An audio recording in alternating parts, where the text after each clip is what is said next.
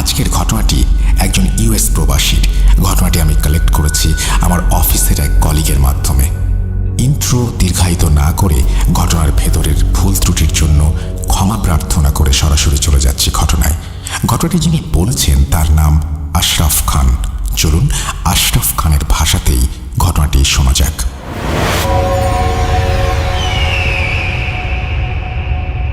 আসসালামু আলাইকুম, আমার নাম আশরাফ খান। আমি একটি অতি সাধারণ পরিবারের সদস্য। আমার পরিচয়, আমিও আপনাদের মতন সাধারণ একজন মানুষ। আমার বাবা 30-40 বছর আগে নতুন জীবন গড়ার উদ্দেশ্যে আমেরিকায় আসেন। এখানে এসে তারা নতুন পরিবেশে নতুন জীবন শুরু করেন। আমার জন্ম এখানেই, আর এখানেই বেড়ে ওঠা। আমি এখানেই পড়াশোনা করেছি এবং বিয়ে করেছি। আমার বাচ্চার জন্ম এই দেশেই হয়েছে। আমাদের বাংলাদেশে তেমন কোনো আত্মীয় স্বজন না থাকায় আমরা বাংলাদেশে তেমন একটা যাই না। বাবা মায়ের সাথে মাঝে মাঝে আমার দাদা বাড়িতে বেড়াতে গিয়েছিলাম, সেখানেও লোকজন ছিল অনেক কম। বাবা মায়ের থেকেই মূলত বাংলা ভাষাটি শেখা, যদিও খুব ভালো বলতে পারি না, তবুও চেষ্টা করি আর কি। আমি আপনাদের সাথে যে ঘটনাটি শেয়ার করতে চলেছি সেটি 1998 বা 99 সালের দিকের ঘটনা। আমার ছেলের বয়স তখন ছিল 8 বছর। আমেরিকা যারা থাকেন তারা হয়তো জানেন এখানে প্রায়ই গ্যারেজ সেল লাগানো হয়। যারা গ্যারেজ সেল সম্পর্কে জানেন না তাদের উদ্দেশ্যে বলছি, গ্যারেজ সেল মানে হচ্ছে বাড়িতে থাকা জিনিসপত্র যেগুলো সেই বাড়িতে আর কোনো কাজে ব্যবহৃত হয় না এবং মালিক পক্ষ সেগুলো বিক্রি করে দিতে চায় এই গ্যারেজ সেলের মাধ্যমে। অর্থাৎ জিনিসপত্রগুলোকে গ্যারেজের সামনে নিয়ে আসা হয় এবং সেইখান থেকে মানুষজন সেগুলোকে কিনে নিয়ে যায়। তারা বাড়ির অব্যবহৃত জিনিসগুলো বাড়ির বাইরে রেখে দেয় এবং আশেপাশের প্রতিবেশী এবং অন্যান্য মানুষজন সেখানে আসেন। আর যদি তাদের প্রয়োজনীয় কিছু তারা পেয়ে যান তাহলে তারা সেগুলো নগদ অর্থ দিয়ে খুবই স্বল্প অর্থের বিনিময়ে ক্রয় করেন। একদিন আমার স্ত্রী আমাকে বলল, আমাদের প্রতিবেশী এক পরিবার নাকি গ্যারেজ সেল দিচ্ছে। তার ইচ্ছা সেখানে গিয়ে যদি কোনো প্রয়োজনীয় জিনিসপত্র পায় তাহলে তা নিজেদের জন্য কিনে নিয়ে আসবে। আমরা যে বাড়িটিতে যাচ্ছিলাম সেই বাড়িতে থাকা পরিবারকে আমরা চিনতাম না। আমি জানতামও না যে সেই বাড়িটি আমাদের এলাকার ঠিক কোন স্থানে আছে।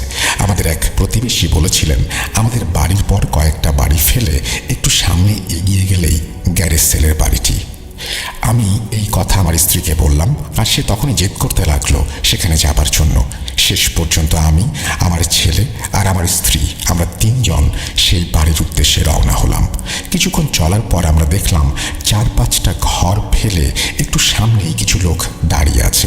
আমরা বুঝতে পারলাম সেল নিশ্চয়ই সেখানেই হচ্ছে। আমি যখন সেই ঘরের কাছে গেলাম তখন আমি দেখতে পেলাম ঘরটি আমার পরিচিত।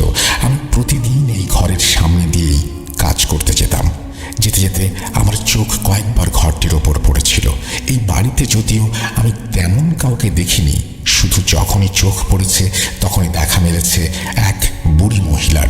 তার পাকা চুল সবসময় এলোমেলো অবস্থাতেই থাকতো আর তার পরনের কাপড় ছিল বেশ ময়লা।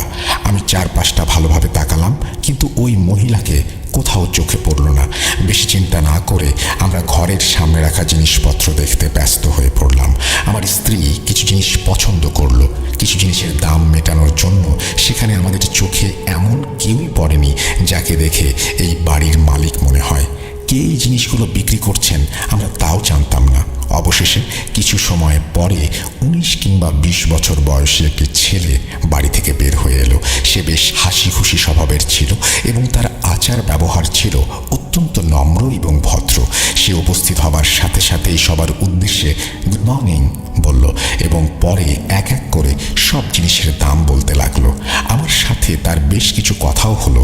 আমি তাকে জিজ্ঞেস করলাম, আমি তো প্রতিদিন এখান দিয়েই অফিসে যাই, আমি এখানে এক বৃদ্ধা মহিলাকে দেখেছি প্রায়, আজ তো তাকে দেখতে পাচ্ছি না।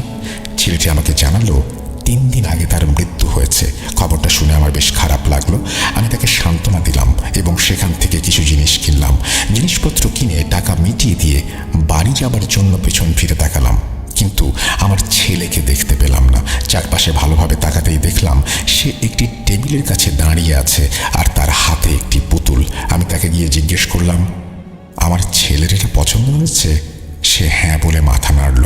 আমি সেই পুতুলটা তার হাত থেকে নিলাম এবং আন্দাজ করতে লাগলাম এই পুতুলের দাম কত হতে পারে। পেছন ফিরে দেখি সেই ছেলেটি আমার কাছে চলে এসেছে। আসলে যে বৃদ্ধা মহিলাকে আমি দেখেছি, এই ছেলেটি সেই মহিলার নাতি ছিল এবং তার মৃত্যুর পর এই সমস্ত সম্পত্তির মালিক সেই হয়েছে। অন্যদিকে আমার ছেলের ওই পুতুলটি খুবই পছন্দ হয়েছিল। সে জেদ করতে লাগলো এই পুতুল যেভাবেই হোক তার চাই।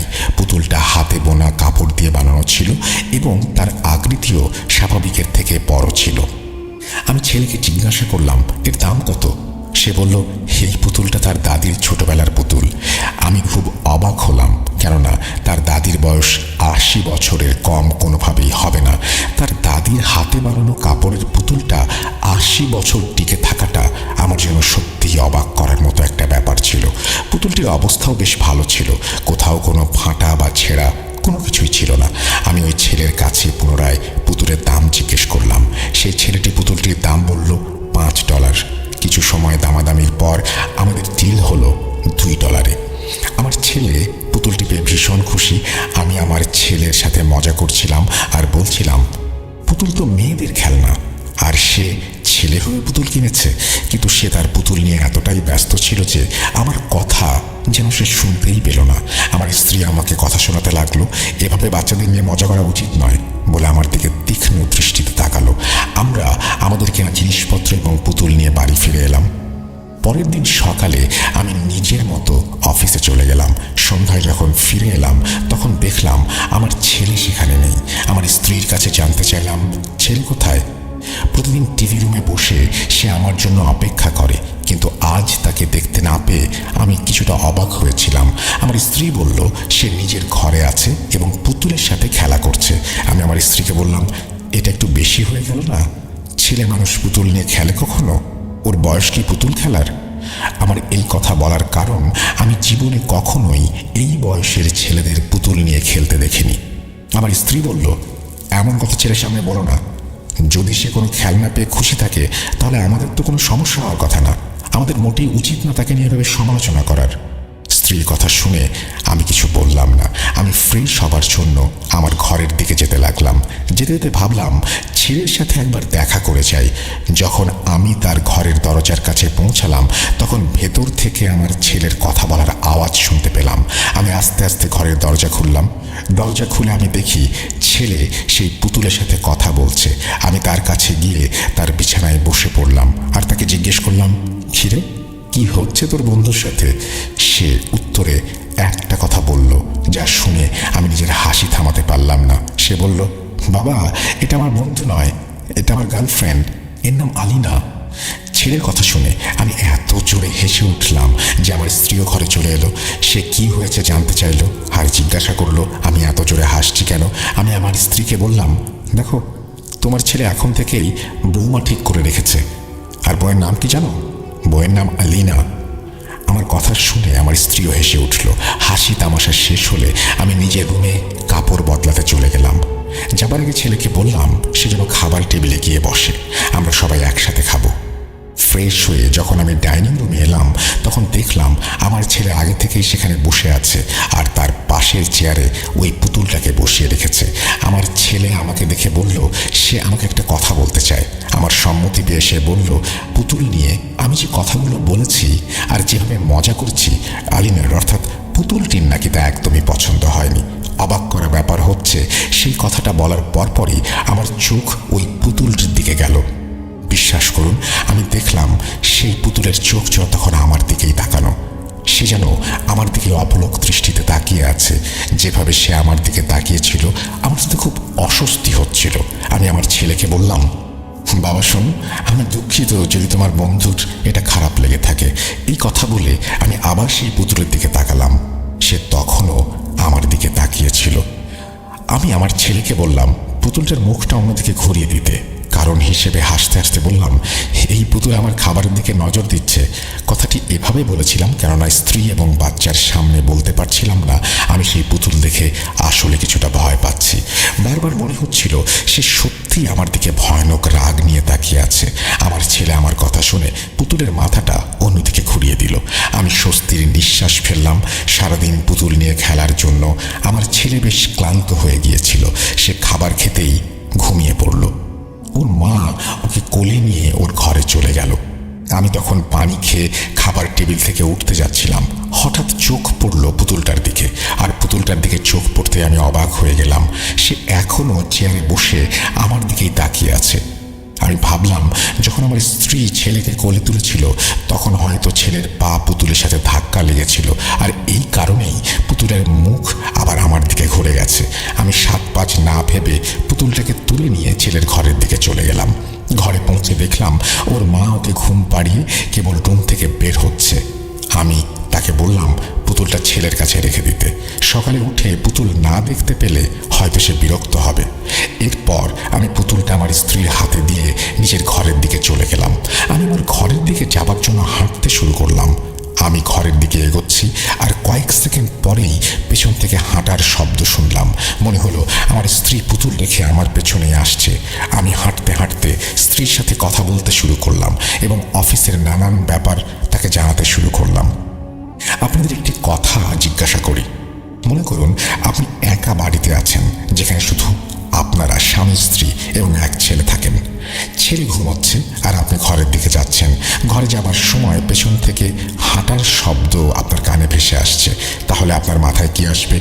100% নিশ্চিতভাবে এটাই মনে হবে পেছনে যিনি আসছেন তিনি আপনার স্ত্রী। আমিও তাই ভেবেছিলাম এবং তার সাথে কথা বলতে বলতে হাঁটছিলাম। আমি তাকে বললাম আমার অফিসের এক বন্ধু আমাদের বাড়িতে দাওয়াত খেতে যাচ্ছে। আমি তাকে জিজ্ঞাসা করলাম তার সমস্যা না থাকলে কালকেই দাওয়াত দেওয়ার প্ল্যান করছি। এই কথা বলে আমি তার উত্তরের জন্য অপেক্ষা করছিলাম, কিন্তু পেছন থেকে কোনো উত্তর আসছিল না। আমার মনে হলো দাওয়াতের কথা শুনে আমার স্ত্রীর হয়তো মুড অফ হয়ে গেছে।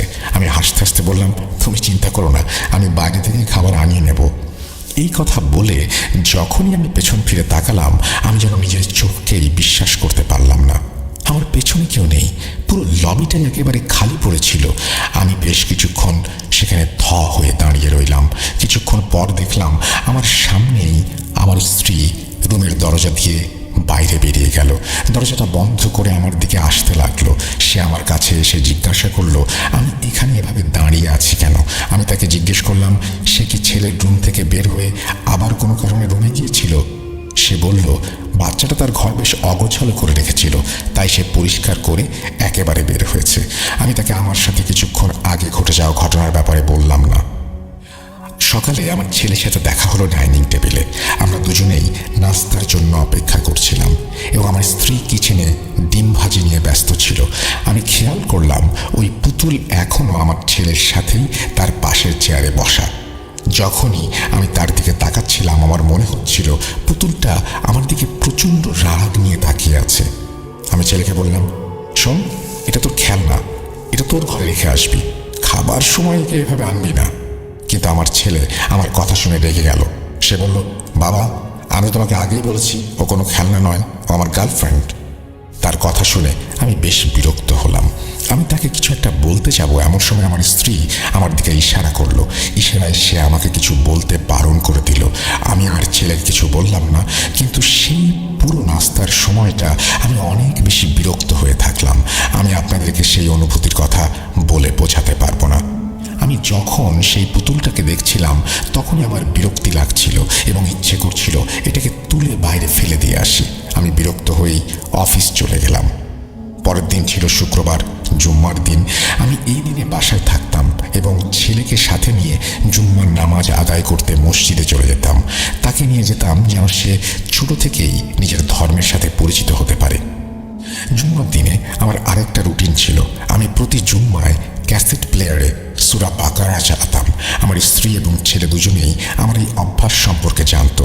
আমি ছোটবেলায় আম্মার কাছে শুনেছিলাম যদি সূরা বাকারার তেলাওয়াত ঘরে করা হয় তাহলে নাকি শয়তান ঘরে ঢুকতে পারে না, এবং যদি কোনো শয়তান আগে থেকেই ঘরে থাকে তাহলে তারাও নাকি পালিয়ে যায়।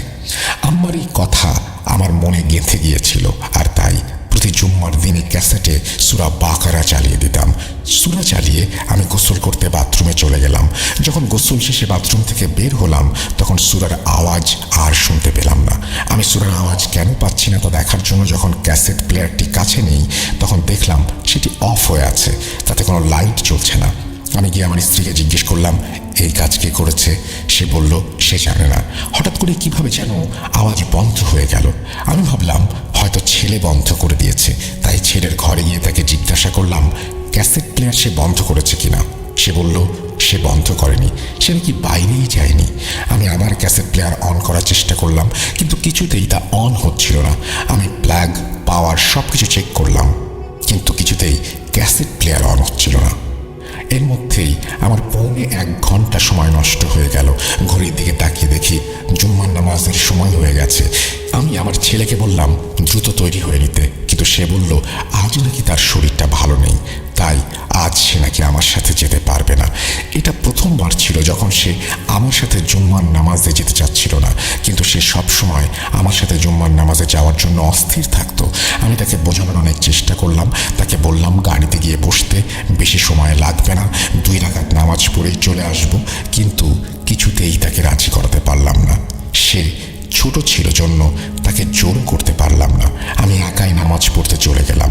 যেহেতু ওই দিন আমার ছেলে আমার সাথে ছিল না, তাই নামাজ পড়ার পর ভাবলাম অফিসে একটা চক্কর লাগিয়ে আসি।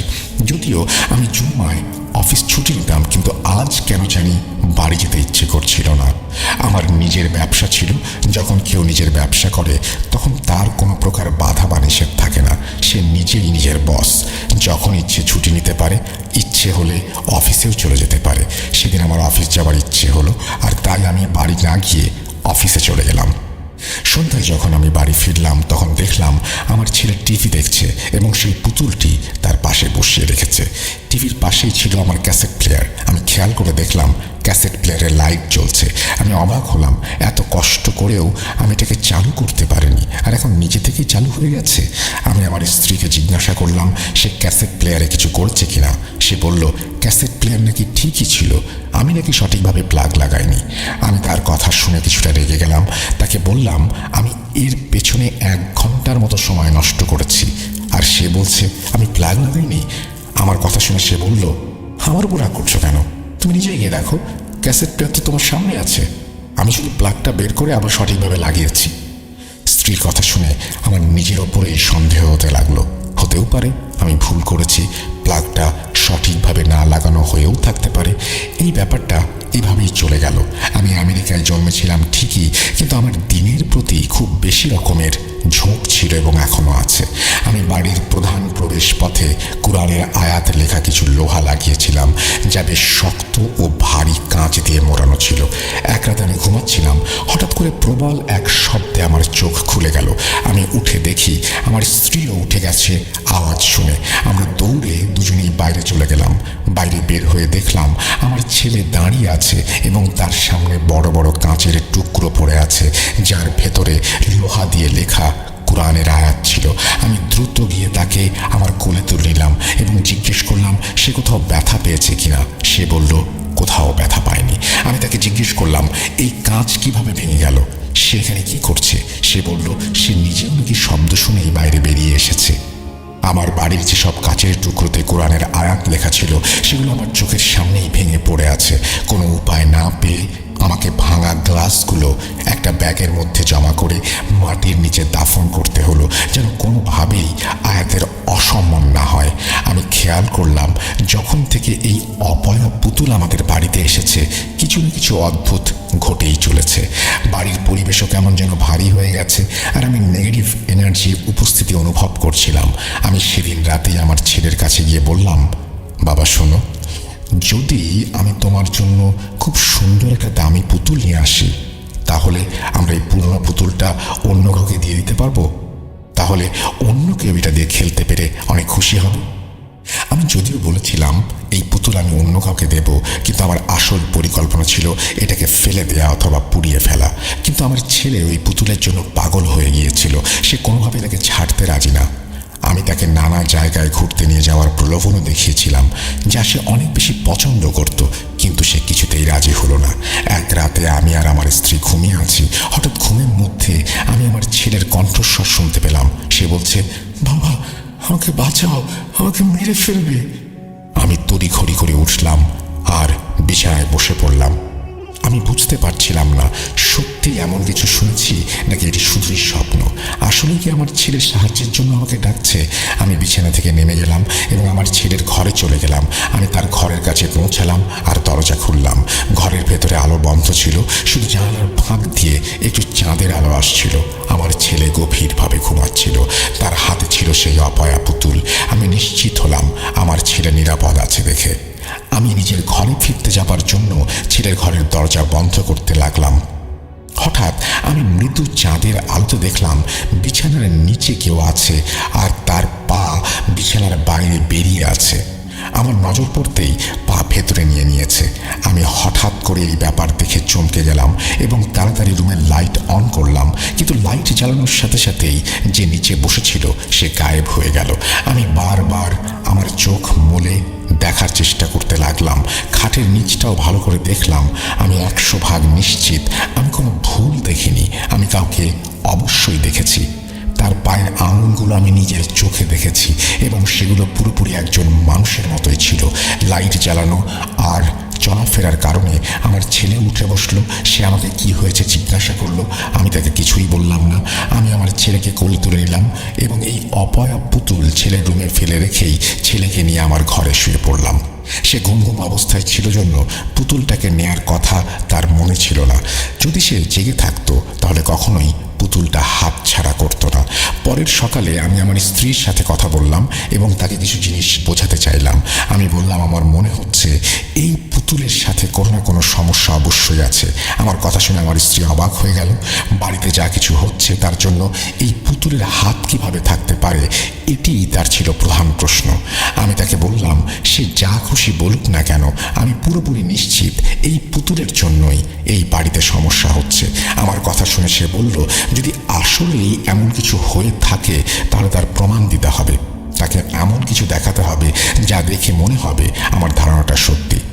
পরের দিন ছিল জুম্মার দিন। আমি স্ত্রীকে বললাম আমি জুম্মার দিন আবার সূরা বাকারা চালাবো, কিন্তু সেটা সম্পূর্ণ হবার আগেই নিজে থেকে বন্ধ হয়ে যাবে। সে আমার কথা শুনে হাসতে লাগলো এবং বলল আমি কিভাবে জানলাম এমনটা হবে? আমি বললাম আমার ষষ্ঠ ইন্দ্রিয় বলছে গত জুম্মার দিন ক্যাসেট প্লেয়ার বন্ধ হবার পেছনে নিশ্চয়ই কোনো শয়তানের হাত ছিল। আমার স্ত্রী আমার কথা শুনে বলল ঠিক আছে, দেখা যাক কি হয়। তুমি কাল সূরা বাকারা লাগিও, তারপর দেখি কি হয়। পরদিন কথা অনুযায়ী আমি সূরা বাকারা চালালাম আর ভলিউম ফুল করে দিলাম। কিছু সময় পরই আমার ছেলে আমার ঘরে এলো এবং বলল বাবা, আলিনা বলছে ক্যাসেট প্লেয়ার বন্ধ করে দাও। আমি আমার ছেলেকে ডেকে বললাম বাবা, এটা তো আল্লাহর কালাম, তোমার বন্ধু এটা কেন বন্ধ করতে বলছে? সে বলল বাবা, আলিনা বলছে যখন তুমি ক্যাসেট প্লেয়ার বাজাও তখন তার রাগ হয়। আমি নিশ্চিত হতে পারছিলাম না এটা আমার ছেলের কোনো মন গড়া কথা নাকি সে আসলেই সত্যি কথা বলছে। সে কি আসলেই ওই পুতুলের সাথে কথা বলছে নাকি অন্য কোনো শয়তানি সৃষ্টি সেই পুতুলের মাধ্যমে আমার ছেলের সাথে কথা বলছে? আমি আমার ছেলেকে কোলে তুলে নিলাম আর বললাম বাবা, তোমার বন্ধুটা আসলে খারাপ।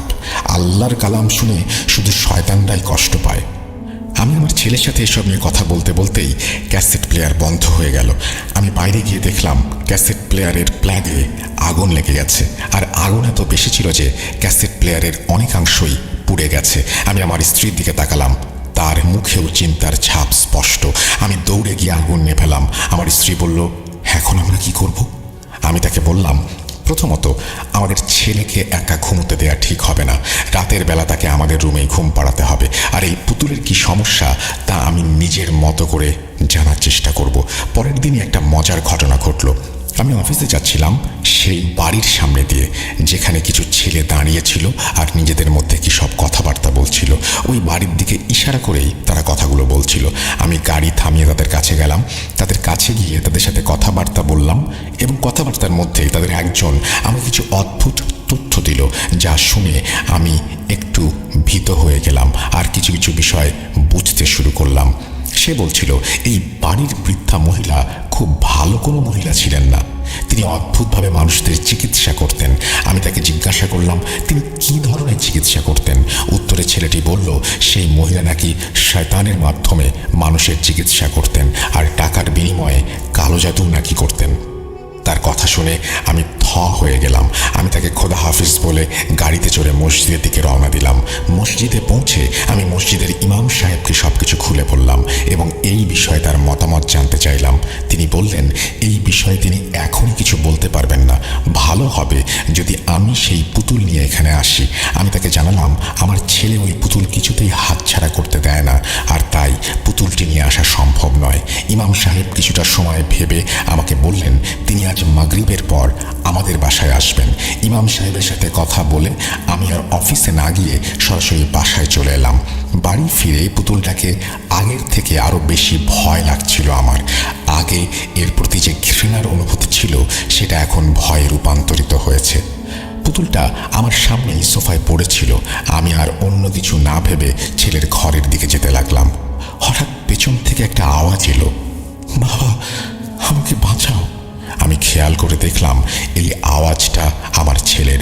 ঠিক এই আওয়াজই আমি স্বপ্নে শুনেছিলাম, কিন্তু পেছন ঘুরে দেখলাম আমার ছেলে সেখানে নেই, আর এই আওয়াজটা সেই পুতুলের ভেতর থেকে আসছে। আমার হাত পা ঠান্ডা হয়ে গেল। আমি তখনই আবার ইমাম সাহেবের কাছে চলে গেলাম।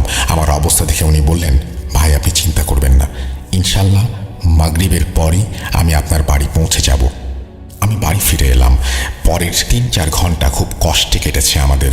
যখন মাগরিবের আজান হলো তখন আমি ঘরেই নামাজ পড়ে নিলাম আর ইমাম সাহেবের জন্য অপেক্ষা করতে লাগলাম। কিছুক্ষণের মধ্যে ইমাম সাহেব আমাদের বাড়িতে চলে আসলেন। আমি ওনাকে সোফায় বসালাম এবং আমার স্ত্রীকে বললাম ওনার জন্য চা বানিয়ে আনতে। ইমাম সাহেব আমাদের কাছে পুতুলের ব্যাপারে জানতে চাইলেন। তিনি পুতুলটি কোথায় জিজ্ঞাসা করলেন। আমি বললাম পুতুলটি আমার ছেলের কাছে ওর ঘরেই আছে। উনি আমাকে আমার ছেলেকে আর পুতুলটিকে নিয়ে আসতে বললেন। আমি ওনাকে জানালাম আমার খুব ভয় লাগছে। ওনাকে অনুরোধ করলাম উনি আমার সাথে আসবেন কিনা। ইমাম সাহেব আমার সাথেই চলে এলেন। আমরা যখন আমার ছেলের ঘরে প্রবেশ করলাম তখন দেখলাম পুতুল তার বিছানার ওপরেই রাখা আছে।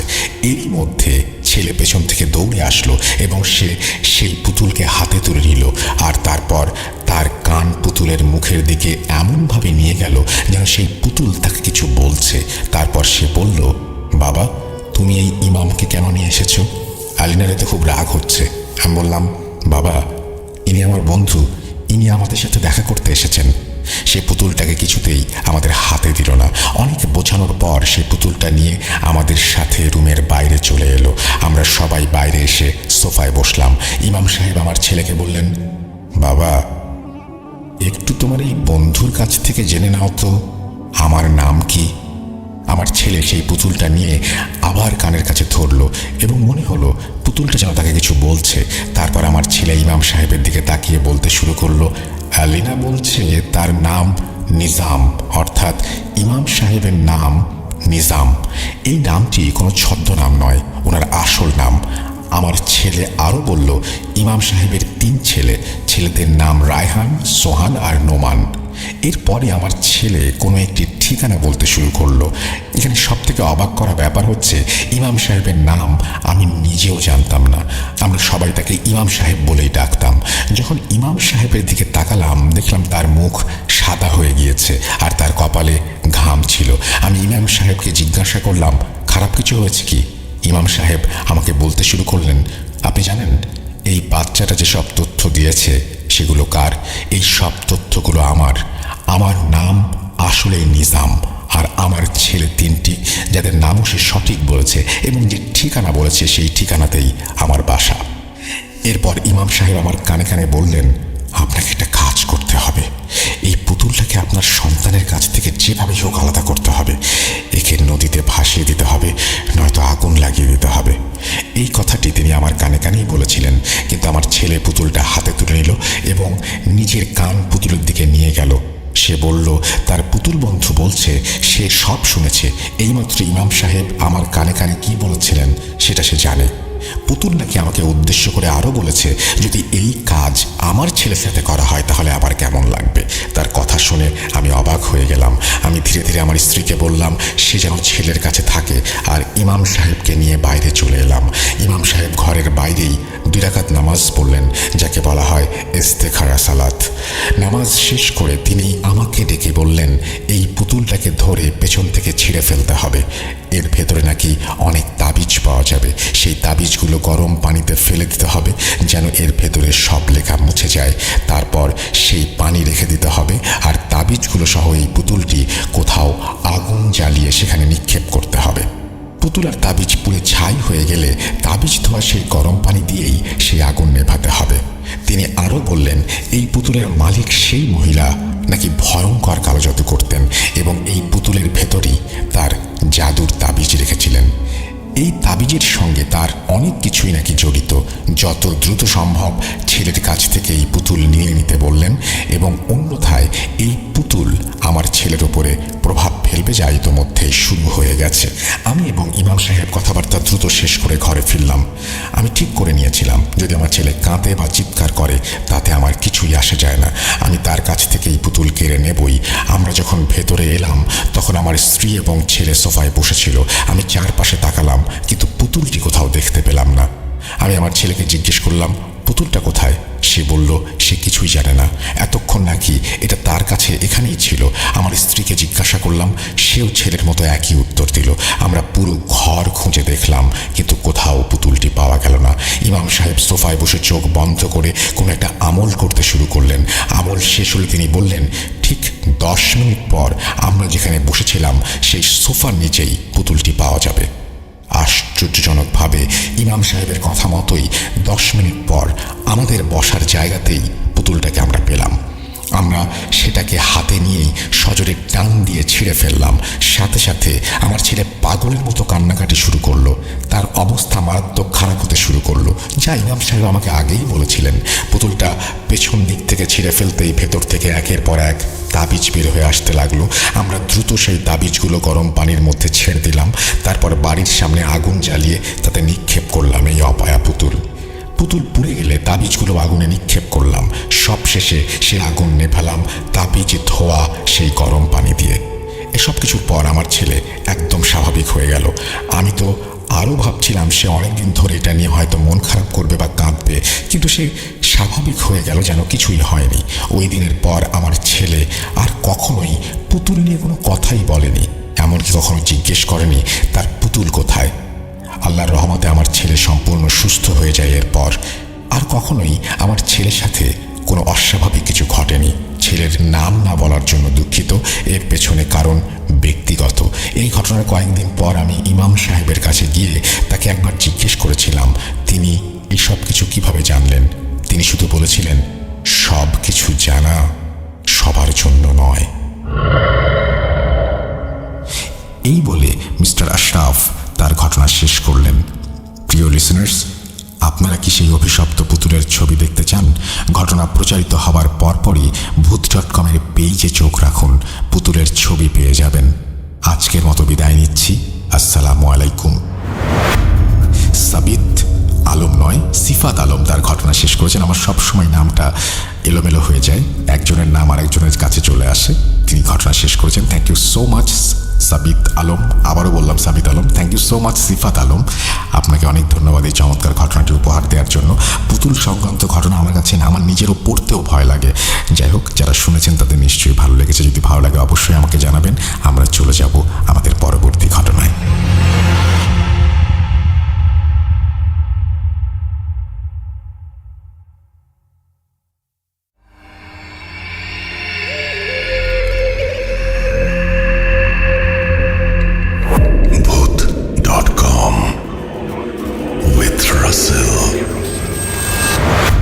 Welcome back. আপনাদের সবাইকে স্বাগত জানাচ্ছি আমি রাসেল। আশা করছি আপনারা সবাই ভালো আছেন, ভালোর দলে আছেন। চমৎকার ইমেইলের পরে অডিও ক্লিপ শুনতে হয়তো অনেকেরই অনীহা, তারপরেও বলবো শুনেই দেখুন, ভালো লাগতেও পারে। যদি ভালো না লাগে তাহলে আমাকে ক্ষমা করবেন, কিন্তু আমি চেষ্টা করছি আপনাদের জন্য ভালো কিছু অডিও ক্লিপ সংগ্রহ করার। এটা আপনারা আগেও দেখেছেন, চলুন একটু চেষ্টা করেই দেখা যাক।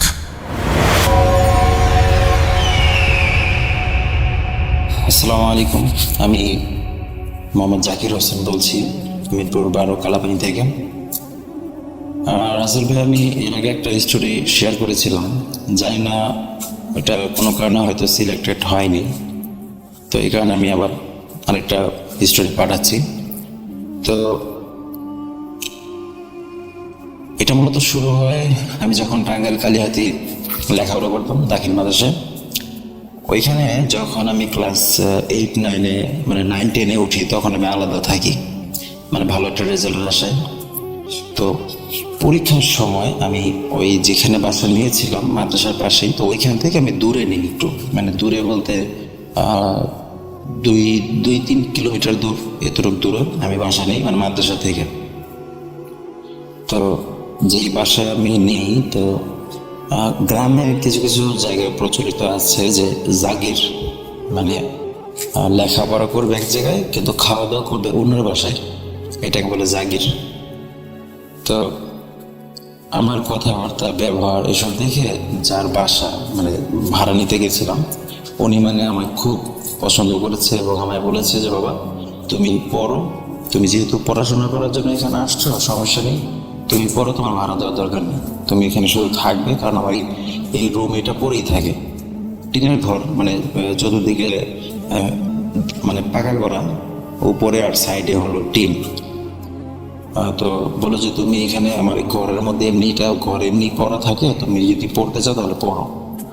তো আমি ওইখানে থাকতাম। আর খাওয়া দাওয়ার যে ব্যবস্থাটা, মাদ্রাসার পাশে যখন ছিলাম তখন ওইখানে বোর্ডিং থেকে খাবার আমাকে দেওয়া হতো, ওইখান থেকেই খাওয়া দাওয়া করতাম, খাবার পাঠাতো। তো যেহেতু আমি এত দূরে আসছি, তো সেহেতু আমার এখানে একজনের কাছে আমার থাকতে হবে, মানে খাবারের জন্য জায়গাটা থাকতে হবে। তো বেশি দূরে না, ওই যেই বাসার সাথেই আরেকটা বাসা ছিল, ওনারা 2টা ফ্যামিলি ছিল।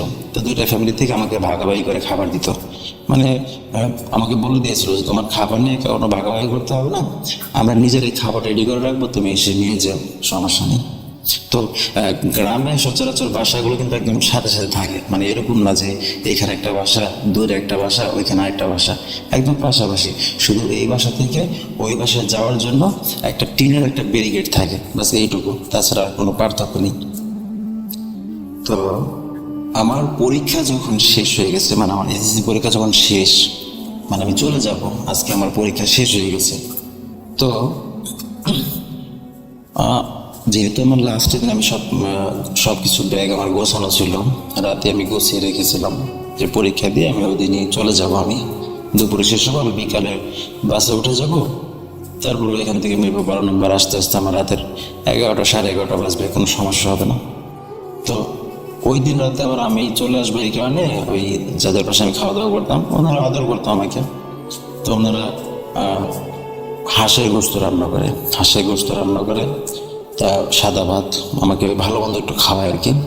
তো আবার আমার জন্য পিঠা বানায়, তেলের পিঠা বানায় অনেকগুলো। তো খাওয়া দাওয়া যখন শেষ হয় ওই সময় আমার বলছে যে মানে একটা বাটির মধ্যে 3টা তেলের পিঠা দিয়েছে আমায়, 3টা তেলের পিঠা দিয়েছে। আর বলছে যে না, ওইটা তুমি গিয়ে রাতে তো ঘুমানোর সময় তুমি খাবা, মানে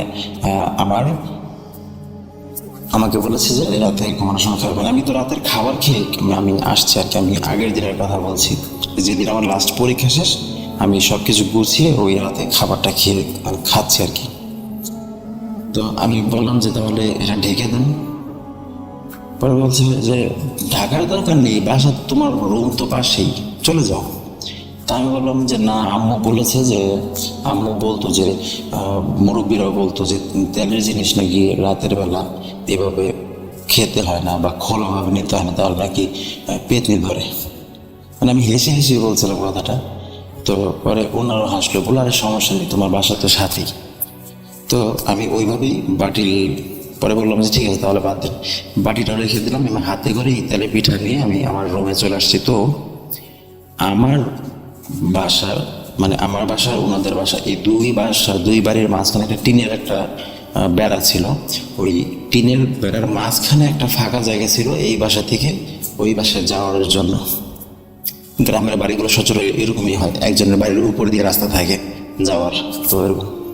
তো সমস্যাটা হয়েছে এইটা যে ওই যে টিনের যে বেড়াটা ছিল, ওই বেড়ার ওইখানে যাতায়াতের পথে একটা হিজল গাছ ছিল, তো আমি ওইখানে নর্মালি চলে আসছি। তো যখন আমি আসছিলাম তখন আমার আবার একটা আছে আর কি, মানে সত্যি বলতে পারেন আর কি, লিসেনার, মানে আমি বললে বুঝবেন যে আছে না, যে যেমন তুলারাশি যারা, তারা সরাসরি অশরীরী ওদেরকে দেখতে পারে, মানে স্বচক্ষে। কিন্তু কিছু কিছু মানুষ এরকম থাকে যারা দেখতে পারে না, কিন্তু ওইখানে যদি কিছু থাকে তাহলে, বা আশেপাশে যদি থাকে তাহলে শরীরে একটা সিগন্যাল দেয়। তো আমার এরকমই ছোট থেকে আমার মানে এই জিনিসটা আমার ভিতরে, আমার কোনো জিনিস যদি খারাপ কোনো জায়গায় আমি যাই বা আমার আশেপাশে যদি কোনো ব্যাড এন্টিটি থাকে তাহলে আমার শরীর সিগন্যাল দিয়ে দেয়। তো যখন আমি ওই পিঠাগুলো নিয়ে খেজুর গাছের নিচ দিয়ে আসছিলাম, খেজুর গাছটা ছোট ছিল, তখন আমার শরীরে একটা, মানে পুরো মাথার চুল পর্যন্ত, মানে শরীরের সম্পূর্ণ পশম দাঁড়িয়ে যায়, মানে আমার একটা সিগন্যাল। তো আমি কিছু মনে করি না, ভাবলাম যে খাওয়া দাওয়া করে আসছি, পেট ভরা আর ভালো মন্দ খেয়েছি, কারণ হয়তো শরীরটা হিলাচ্ছে, তো অনেক পড়া আছে, পড়তে হবে। তারপর আমি রাতের 2টা পর্যন্ত আমি পড়াশোনা করলাম। তো পড়ার মাঝখানে পিঠাগুলো খাচ্ছিলাম, আমি খাওয়া দাওয়া করেছি, বাস খাওয়া দাওয়া শেষ। পরের দিন পরীক্ষা দিলাম, পরীক্ষা দিয়ে সব টিচারদের কাছ থেকে দেখা করলাম, যাদের কাছে ছিল আর যাদের দূরে ছিল তাদেরকে ফোন দিয়ে বিদায় নিলাম। তারপর এখান থেকে আমি বোর্ডিংয়ে সব ছেলেদের সাথে দেখা করে আমি চলে আসলাম। ঢাকা আসার পর 3-4 দিন, 3 দিন না 4 দিন, এরকম 3-4 দিনের মধ্যে আগে এরকমই হবে। 3-4 দিন পর আমার ব্যবহার, কথাবার্তা পুরো অস্বাভাবিক। মাথা, মানে পান থেকে চুল খসলে মেজাজ আমার গরম থাকতো, মানে মেজাজ গরম হয়ে যেত কিছু হলেই। মানে ছোট ছোট বিষয়, মানে যে ছেলে আমি হাসাহাসি করি ঘরে, আমি আমার নিজের আম্মুর সাথে মজা করি, আম্মুকে আমার বেস্ট ফ্রেন্ডের মতো, আমার ছোট ভাই আছে ওদের সাথে আমি পুরো ফ্রেন্ডলি কথাবার্তা বলি, হেসে হেসে কথা বলি, আমি মজা করি, মানে আমি ওদের আমি জোকস শুনে যাই, হাসাই। আমি ওরা মন খারাপ করে থাকলে আমি নিজে ওদের হাসাই। সেখানে আমি আম্মুর সাথে পর্যন্ত বাজে ব্যবহার করছি। আর সমস্যাটা মূলত হয়েছে এরকম যে আমার ঘন ঘন খিদে পেত, মানে আছে না একটা লিমিট আছে না, যে সকালে খেলাম আর 7টা-8টার দিকে, পরে আবার 11টা-12টার দিকে খেলাম, তারপর আবার দুপুর 3টার দিকে খেলাম, 5টার দিকে খেলাম, এটা তো নর্মাল। কিন্তু না, আমার ঘন ঘন বলতে আমার 1 ঘন্টা 1.5 ঘন্টা পর পরে আমার প্রচুর খিদে পেত। আর যখন আমার খিদে পেত তখন আমি খাবার চাইতাম ভালো মতে, যদি খাবার না দিত তাহলে আমি চিল্লাচিল্লি শুরু করতাম, রাগারাগি করতাম, ঘরের এইটা ভেঙে ফেলবো ওইটা ভেঙে ফেলবো এরকম বলতাম। তো শুরুর দিকে আম্মু ভাবলো যে হয়তো এতদিন টাঙ্গাইল ছিল, এখানে কি খেয়েছে না খেয়েছে, হয়তো ভালো মন্দ খাওয়া দাওয়া হয়েছে, এই কারণে হয়তো রুচি বেড়েছে। কিন্তু শরীরে কিন্তু কোনো পরিবর্তন নেই, এরকম না যে আমি অনেক মোটা, না দোষ এরকম না। শরীর আলহামদুলিল্লাহ স্বাস্থ্য একদম সুস্বাস্থ্যের অধিকারী আল্লাহ দিয়েছিলেন, এখন আলহামদুলিল্লাহ আমি ওইরকমই আছি।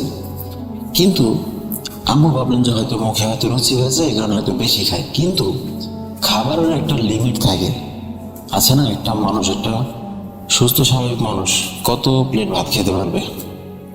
1.5 প্লেট, বা যে একটু বেশি খায় সে হয়তো 2 প্লেটই খাবে। কিন্তু আমি ছেলে, দুপুরে ঘরের মধ্যে ভাইয়া, ভাবি, আম্মু, আমি, মানে আমরা টোটাল আমরা ঘরে আমরা 4-5 জন লোক, 4-5 জন, তাও বড় বড়, মানে ছোট বাচ্চা নেই, বড় মানুষ। এই 4-5 জনের খাবার আমি একা খেয়ে ফেলতাম। 1 পাতিল ভাত রান্না করতো, 1 পাতিল ভাত আমি এক জায়গায় বসে খেয়ে ফেলতাম। যে ছেলে আমি মাছ বেছে খেতে পারি না, আমি কাঁটাওয়ালা মাছ বেছে খেতে পারি না, আমার আম্মু সবসময় মাছ বেছে খাওয়ায়, সেই ছেলে আমি কাঁটাওয়ালা মাছ আমি চাবিয়ে খাচ্ছি। তো প্রথমের দিকে আম্মু প্রথম দিন কিছু একটা মনে করেনি, কিন্তু আমার ব্যবহারে আম্মু একটু খারাপ লেগেছে, যে আম্মু ভেবেছে যে আমি বাজে ব্যবহার করলাম এইটাই, কিন্তু অন্য কিছু কিন্তু মিন করেনি। রাতেও সেম, রাতেও যখনই খিদে পেত আমি শুধু জাস্ট গলাটা একটু মোটা করে গম্ভীর করে বলতাম যে খিদে পেয়েছে আমার। আমার প্রথম শব্দটাই থাকতো এটা, আর এইটাই আমি জপতাম যতক্ষণ না আমার সামনে খাবার আসছে, ততক্ষণ পর্যন্ত এইটাই আমি জপতাম যে আমার খিদে পেয়েছে মোটা গলায়। তারপর রাতে খাওয়া দাওয়ার পর ভাত, মানে রাতে বেশি করে ভাত রান্না করা হতো, আর যেগুলো ভাত বাঁচত মানে বেঁচে যেত যেগুলো ভাত, সেগুলো একটা গামলার মধ্যে ঢেলে রাখা হতো যেন ভাতগুলো যেন ভিজে না যায়। যেন ভাতগুলো ভিজে না যায়, একটু ঝরঝরা থাকে। তো সকালে উঠে আবার আম্মু আর ভাবি দেখতো যে পাতিলে ভাত নেই, তরকারির পাতিলও খালি। কে খেয়েছে কেউ জানে না। তো এরকম চলতে থাকলো কয়েকদিন।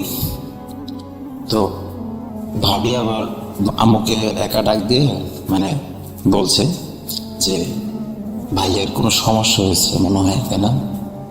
আম্মু বলছে যে আমারও এরকম লাগে, কি সমস্যা হতে পারে। তো রুম তো পাশাপাশি। তো যখন আবার আমার পেট ভরা থাকতো তখন কিন্তু আমি আবার ভালো, সবার সাথে ভালো কথাবার্তা বলতাম, কিন্তু ওই যে একটা হাস্যোজ্জ্বল একটা মুখ যে ছিল, সবার পরিচিত মুখ, ওইটা আর আমি ছিলাম না। মানে আগে যেরকম যদি ফ্রি থাকতাম তাহলে একটু মজা করতাম বা দুষ্টুমি করতাম বা কথা বলতাম, কিন্তু আমার এই চেঞ্জ হওয়ার পর থেকে আমি যদি পেট ভরা থাকতো আমি চুপচাপই থাকতাম, কারোর সাথে একবারই কোনো কথা বলতাম না। আমি বাসায় আমি দুপুরে খাওয়া দাওয়া করতাম, দুপুরে বাসার এক পাতিল ভাত আমি খেতাম। খাওয়ার পর সেখান থেকে আমি কালাপানি 6 নম্বর লাইনে আমার একটা ফ্রেন্ড মিতা জাকির, ওর বাসায় যেতাম। ওর বাসায় গিয়ে আবার 2 প্লেট ভাত খেতাম, কারণ পরিচিত। তো গিয়ে বলতাম যে আমার খিদে পেয়েছে, ওইখানে ভাত খেতাম 2 প্লেট খেয়ে ওখানে বসতামও না। আমি কিন্তু ওর বাসায় গেলে কিন্তু ওর সাথে কম করে হলো 1 ঘন্টা আমি আড্ডা দিয়ে তারপর আসি।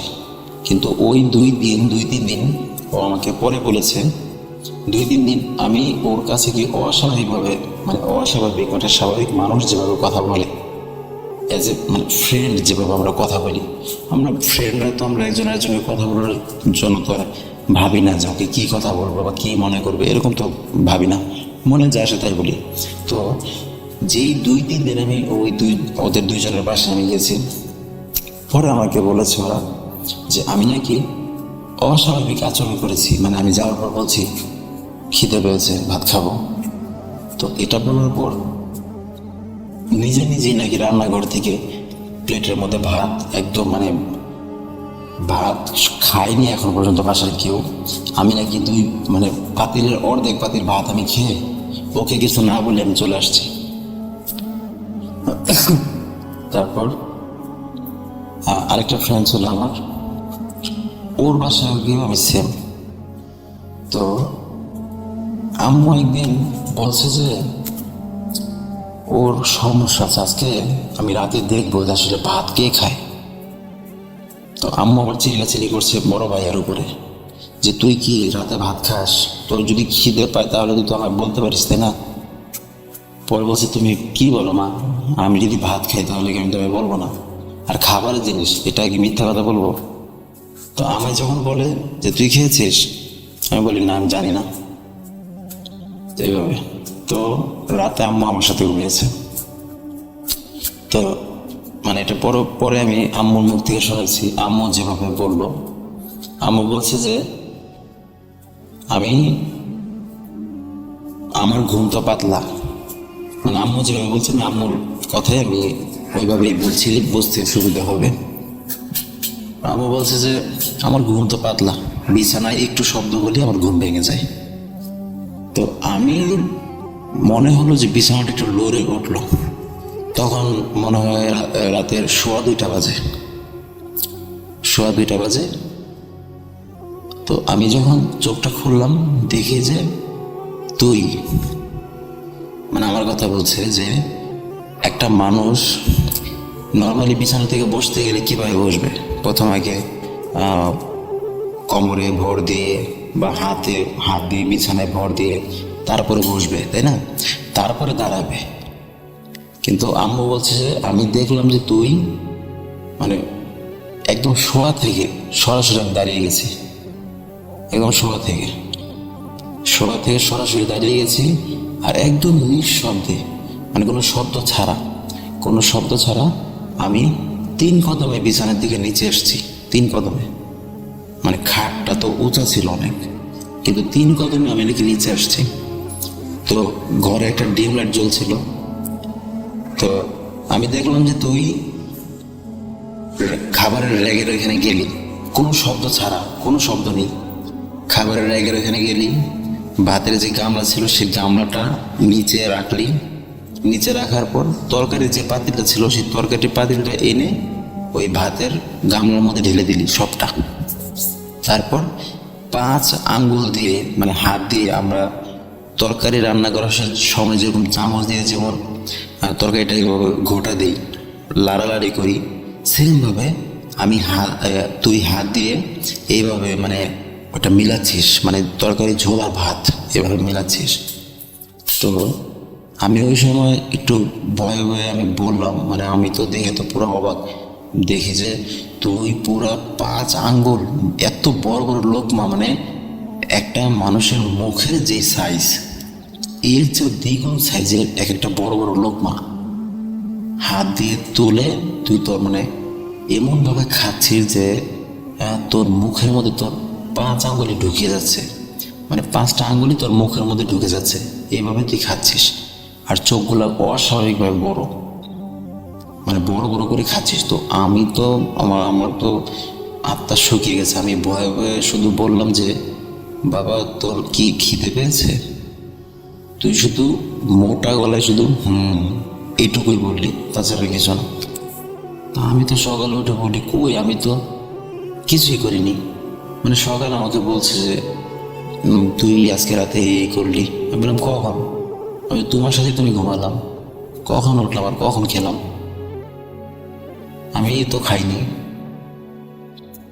তো গেলাম, তো পরে আম্মু ভাইয়ের সাথে বলছে যে ওর একটা ব্যবস্থা করতে হবে, তা না হলে এরকম করতে থাকলে পুরা সব যাবে, ওকে মনে হয় রাক্ষস ধরেছে, একটা ব্যবস্থা করতে হবে, তা না হলে দোকানে কিচ্ছু থাকবে না।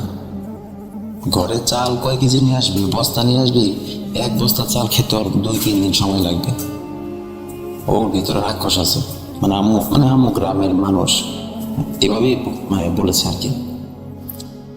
তো ভাইয়া বলছে ঠিক আছে আজকে হবে না, কালকে দেখি, মানে সন্ধ্যার দিকে কথা বলেছে। তো সন্ধ্যার দিকে আমি বাসায় আছি, ভাবি টিভি দেখছে, আমি খাটে, মানে টিভি খাটের পাশে, আমি খাটের উপরে একা বসা, মানে আমার পাশে কিন্তু কেউ নেই, আর টিভি খাটের পাশে। তো ভাবি আবার চেয়ারের মধ্যে বসে টিভি দেখছে। তো রুমের মধ্যে ওর পাশের রুমে আম্মু আছে, আম্মু কাজ করছিল, কি জানি কাজ করছিল, কাপড় চোপড় গোছাচ্ছিল না কি যেন করছিল এরকম। তো টিভির রিমোটটা ছিল টিভির সামনে, মানে একটা সিরিয়াল দেখছিল আর কি, নাটক। তো এখন আমি বাইরে গিয়ে কী করবো, বাইরে তো আমার কোনো কাজ নেই, তো বাইরে যেতে ইচ্ছা করছিল না, এই কারণে আমি ঘরেই বসেছিলাম। আর আমি এগুলো সিরিয়াল দেখি না, কিন্তু চলছিল এই কারণে আমি দেখছিলাম। তো ভাবিও কিন্তু দূরে বসা, আমিও কিন্তু একদম খাটের একদম মাথায় বসা, আর টিভি কিন্তু খাটের পাশে। হঠাৎ করে টিভি বন্ধ হয়ে গেছে। ভাবি একবার আমার দিকে তাকালো, আমার হাতে তাকালো যে আমার হাতে রিমোট কিনা বা আমি বন্ধ করলাম কিনা। পরে দেখে যে না, আমার হাতে রিমোট নেই, আর আমি যেভাবে বসেছিলাম ওইভাবে বসে আছি। পরে রিমোট খুঁজে রিমোটের দিকে চোখ বুলিয়ে দেখলো যে রিমোট টিভির সামনে। তো যখন রিমোটটা হাতে নিয়ে যখন ওই লাল বাটনে যখন ক্লিক করলো, তখন আবার টিভি অন হলো। তো এই দৃশ্য দেখে ভাবি একটা জোরে চিৎকার দিল যে ও মা গো, এই বলে একটা চিৎকার দিল। চিৎকার দিয়ে আম্মুর কাছে চলে গেল যে ও মা গো, ভাইয়ার কাছে ভূত আছে, ভাইয়ার ভূত টিভি অফ করে দিয়েছে। তো আমি বললাম আমি কি করলাম? পরে বলছে আপনি চোখ দিয়ে টিভি অফ করছেন। পরে বলছে যে মা বা এইভাবে যদি চলতে থাকে আমি থাকবো না, আমি বাপের বাড়ি চলে যাব। ভাইয়াকে ফোন দিয়ে বললো যে দেখো আমার না এই ভয় লাগছে খুব, কারণ ভাইয়া কিন্তু যেমন আগের মতো কিন্তু নেই, মুখের মধ্যে সবসময় একটা গম্ভীর ভাব। আমার ভয় করে কখন রাতে যদি এসে যদি গলা টিপে মেরে ফেলে, তখন ভাইয়ার মানে ভাবির ভেতরে ভয় ঢুকে গেছে, আর ভাইয়ার ভেতরে কিন্তু ভয় ঢুকেছে অলরেডি। আর আম্মু তো আমার আসল রূপ তো মানে দেখুক আর না দেখুক, কিন্তু যেইটুকু দেখার ওইটুকু তো দেখে ফেলেছে, সে তো বুঝতে পেরেছে যে আসলে কি আছে আমার ভিতরে। ভাইয়া বলছে যে ঠিক আছে, কালকে এখানে 6 নম্বর লাইনে বেগুন ডিলার দিকে, মানে এখন ওই হুজুর নেই, ওখানে একটা জোড়া মসজিদ আছে, ওই মসজিদের মানে বেগুন ডিলার ডালুর নিচে নামতেই হাতের বাঁ পাশে যে মসজিদটা পড়তো, ওই মসজিদের ওইখানে একটা হুজুর থাকতো। ওইখানটা তার একটা দোকানও ছিল, মেসওয়াক, টুপি, আতর এগুলো বিক্রি করতো, আবার তাবিজও দিত। তো অনেক মানে ভালো, ওনার নামে অনেক প্রশংসা করেছে মানুষ যে ঠিক হয়েছে তাবিজ নিয়ে এই। তো বলছে তাহলে ওনার কাছে যাব। তো পরের দিন মানে এর মধ্যে কিন্তু ভাইয়া আর আম্মু বুঝতে পেরেছে যে যদি আমাকে যদি ঠিক রাখতে হয় তাহলে আমাকে খাবার দিতে হবে, মানে আমার পেট ভরা রাখতে হবে। তো ভাইয়া বলছে যে ভাইয়া আম্মুকে বলছে যে মা, ওকে যেহেতু কালকে নিয়ে যাব, তো কালকে পর্যন্ত ওকে আটকে রাখার জন্য ওকে খাওয়াতে হবে। তো খাবার জন্য কোনো কম না করে 2 পট চালের ভাত রান্না করো, 3 পট চালের ভাত রান্না করো, সেটা দরকার নেই, তুমি প্রয়োজনে 5 পট চালের ভাত রান্না করো, ওর জন্য পেট ভরা থাকে, তা না হলে ঘরের মধ্যে একটা অঘটন করে ফেলবে। তো আম্মু তাই করলো, বড় পাতিল নামালো উপর থেকে, ওইটা ভালো করে ধুয়ে তারপরই করলো। রাতে যখন ভাত খেতে বসলাম, তখন সবাই প্লেটে ভাত নিয়েছে, তরকারিও নিয়েছে, কিন্তু আগে আমাকে খেতে বলছে। আর আমাকে একটা বড়, যেটা গ্রামে বলে হাঙ্কি, একটু গর্ত থাকে কিন্তু অনেক ভাত আটে আর কি, ওটার মধ্যে জায়গা নেই অনেক, তো এক এক জায়গায় এক এক নামে ডাকে। তো আমাকে ওই হাঙ্কিতে করে খেতে দিয়েছে। তা আমি তো আরো খুশি যেটার মধ্যে বেশি খাবার আসবে, আমি খাচ্ছি। ভাইয়া আমাকে বলছে যে মাছ খাবি, আমি কিন্তু কারোর দিকে তাকাচ্ছি না, আমি নিজের মতোই খাচ্ছি।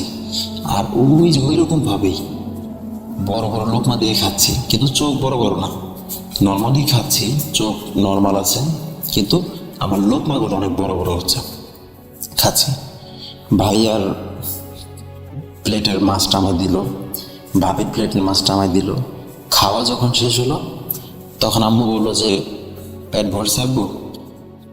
তো আমি খালি বললাম মানে ওই মোটা গলা, কারণ ওই দিন না, যেদিন থেকে আমার ভিতরে পরিবর্তন আসছে ওই দিনের পর থেকে আমি কারোর সাথে কথাই বলিনি, মানে হঠাৎ মানে হুটহাট কথা বলেছি, তাও প্রয়োজনে, তাছাড়া কারোর সাথে নাকি আমি কথাই বলিনি ওইরকম। তো আমি হাত ধুয়ে আমি নিজের বিছানায় গিয়ে শুয়ে পড়েছি, মানে আর কোথাও না, ওয়াশরুমও কিছুই না, আমি জাস্ট হাতটা ধুয়ে মুখটা মুছছে, আমি বিছানায় গিয়ে শুয়ে চোখ বন্ধ করে ফেলেছি। পরে সবাই খাওয়া দাওয়া করেছে। তো পরদিন সকালে তো যাইনি, আমায় নিয়ে বিকালে আমায় দুপুরে খাওয়া দাওয়ার পর, মানে দুপুরে আমাকে বড় পেট খাইয়েছে। খাওয়ানোর পর ভাইয়া আমায় বলছে যে আচ্ছা জাকির, চল একটু কাজ আছে, ওই বড় খালার বাসায় যাব, ওইখানে দরকার আছে, একটু দাওয়াত দিয়েছে আমাদের, দাওয়াত দিয়েছে, ওইখানে অনেক খাবারের আয়োজন করেছে, পোলাও, মুরগির রোস্ট, এগুলো, গরু আছে। আমি তো খুশি, তো যাচ্ছি আমি।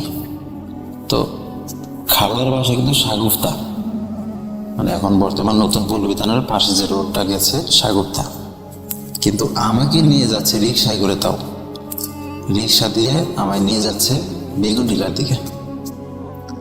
আমি বললাম যে খালার বাসা তো ওই দিকে, ওরা বললো না, খালার বাসা চেঞ্জ করছে, তো এইখানে আসছে বেগুন ডিলার।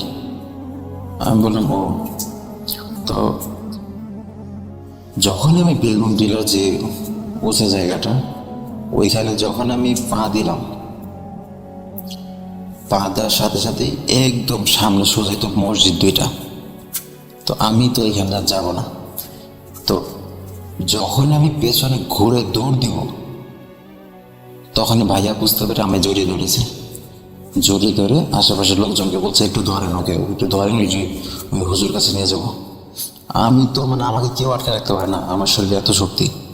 আমি বলছি না, আমি কোথাও যাব না, তোরা কিন্তু সব মরবি, আর ওকেও আমি মারবো। তো আমাকে 4-5 জন মিলে ধরে রাখতে পারে না, আরও অনেক মিলে আমাকে নিচে হুজুরের কাছে আসছে। তো ওই হুজুরের কাছে যখন আসছে, ওই হুজুর আমার দিকে তাকিয়ে আমার দিকে তাকিয়েছে শুধু। আমি ওই হুজুরকে বলছি, শোন, তুই যদি বাঁচতে চাস, নিজের জীবন বাঁচাতে চাস, তাহলে তুই কোনো কিছু করিস না, ঠিক আছে? মানে এইভাবে, মানে সরাসরি এভাবে, তুই কোনো কিছু করিস না, আমি ঠিক আছি, পরে বিপদে পড়বি, তুই নিজে বিপদে পড়বি, এই পোলারেও মারবি। তো হুজুর যখন মানে কি যেন ফিস করে সোরা পড়ছিল, সোরা যখন পড়ছিল মনে হচ্ছিল আমার শরীরের মধ্যে কেউ মনে গরম তেল ঢেলে দিল, এরকম ভাবে আমার শরীর করছিল। আমি তো মানে ওইখান থেকে আমি চলে আসবো।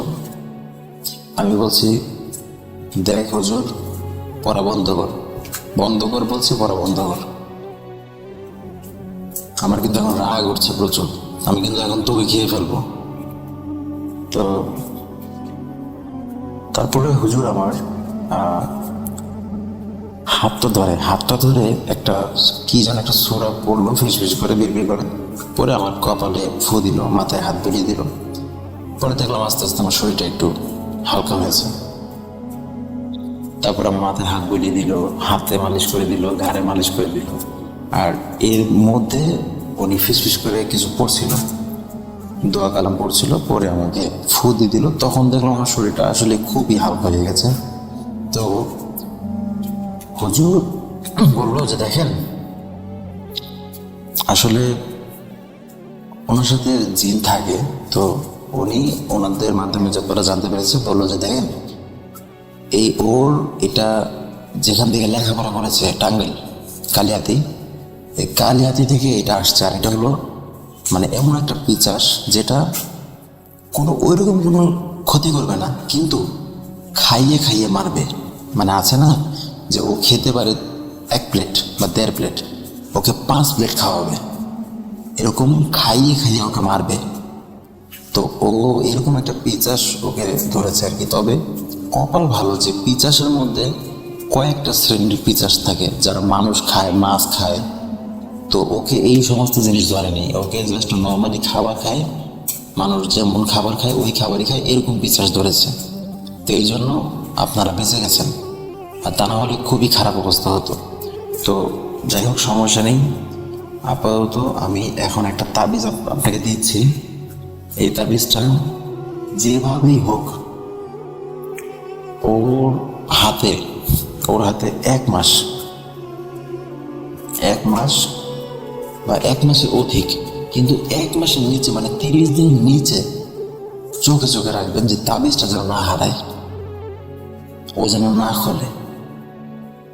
30 দিন পার হয়ে যাওয়ার পর এই তাবিজটা যদি অটোমেটিক হারিয়ে যায়, তাহলে বুঝবেন যে ঠিক হয়ে গেছে। কিন্তু এই টানা 30 দিন একদম চোখে রাখতে হবে। যদি পারেন তাহলে ভালো, আর না পারলে কিন্তু এরপর আমি কিছু করতে পারবো না। পরে ওনার আবার একটা নিয়ম ছিল যে উনি ওইরকম কোনো কিছু নিত না। মানে আছে না, অনেকে টাকা পয়সা একটু বেশি ডিমান্ড করে, এরকম না। উনি মানুষ হিসেবে ভালো ছিল।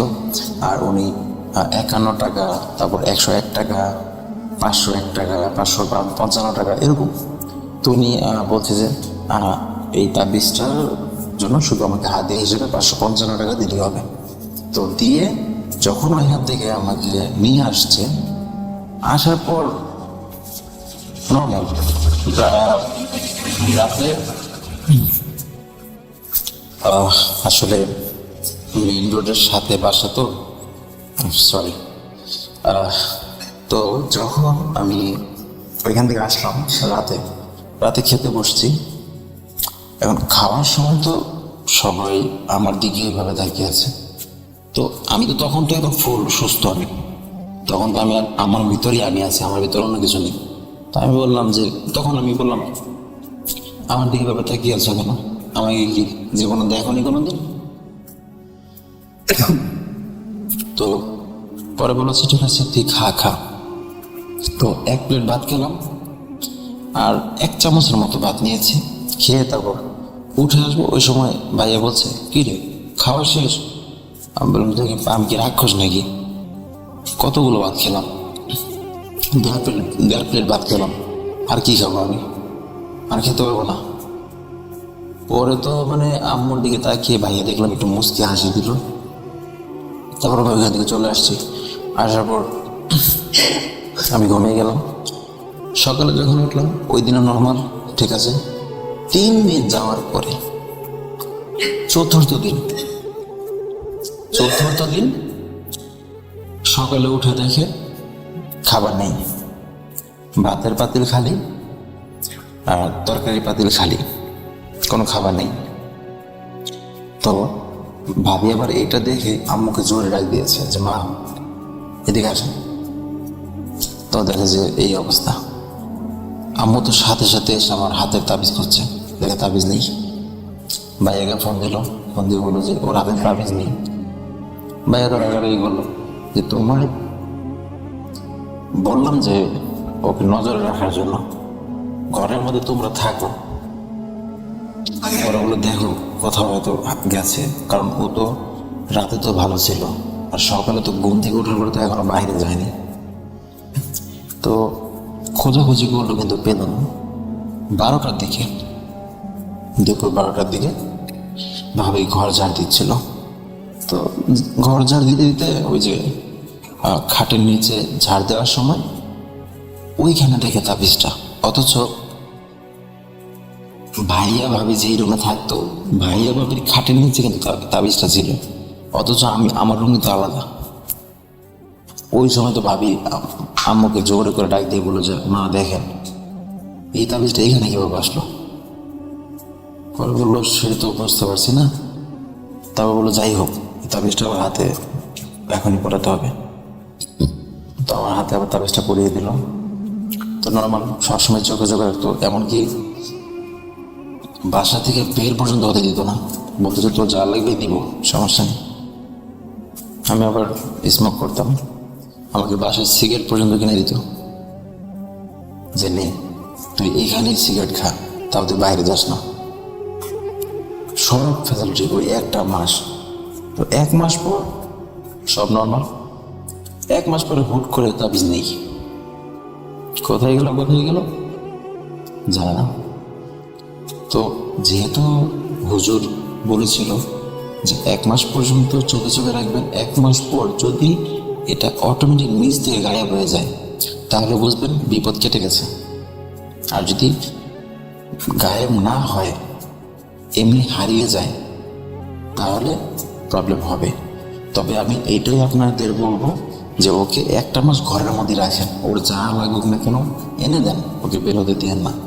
কারণ এইটা যেই টাইপের খারাপ বদ জিন, আর এরা মূলত ভালোই শক্তিশালী হয়। তো প্রথমবার গেছে কিন্তু ওকে কিন্তু ছাড়েনি। তা আমি যে একটা সময়সীমা দিচ্ছি সেই সময়সীমার মধ্যে ওকে একটু নজর রাখুন। তো ওইটা ভেবে ভাইয়া বলেছে ঠিক আছে আলহামদুলিল্লাহ এখন আর কোনো প্রবলেম হবে না। তো তারপর থেকে আলহামদুলিল্লাহ এখন পর্যন্ত আমি ঠিক আছি, ভালো আছি। তো রাসেল ভাই আর প্রিয় লিসেনার, এটাই ছিল আমার মিস্টরি। আর ভূত এফএম যখন ছিল তখনও ভক্ত ছিলাম, ভূত.com আছে, এখনও ভক্ত আছি এবং সামনেও থাকবো। আর ইনশাল্লাহ আমি রেগুলারই ঘটনা পাঠানোর ট্রাই করব। আসলে কাজের জন্য আসলে হয়ে ওঠে না সময়, তবে যখনই সময় পাই না কেন আমি স্টোরি কালেক্ট করে ট্রাই করি। ভালো স্টোরি হাতে থাকে না বিদায় আমি দিতে পারি না। ঠিক আছে রাসেল ভাইয়া, লিসেনাররা সবাই ভালো থাকবেন, সুস্থ থাকবেন, সুন্দর থাকবেন। মোস্ট ইম্পর্টেন্টলি ভূত.com-এর সাথে থাকবেন। আজকের মতো এখানে বিদায় নিচ্ছি। আমি জাকির হোসেন। আসসালামু আলাইকুম।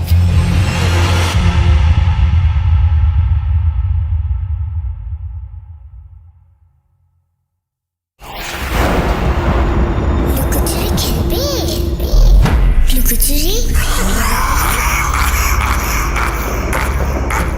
You will never be alone.com.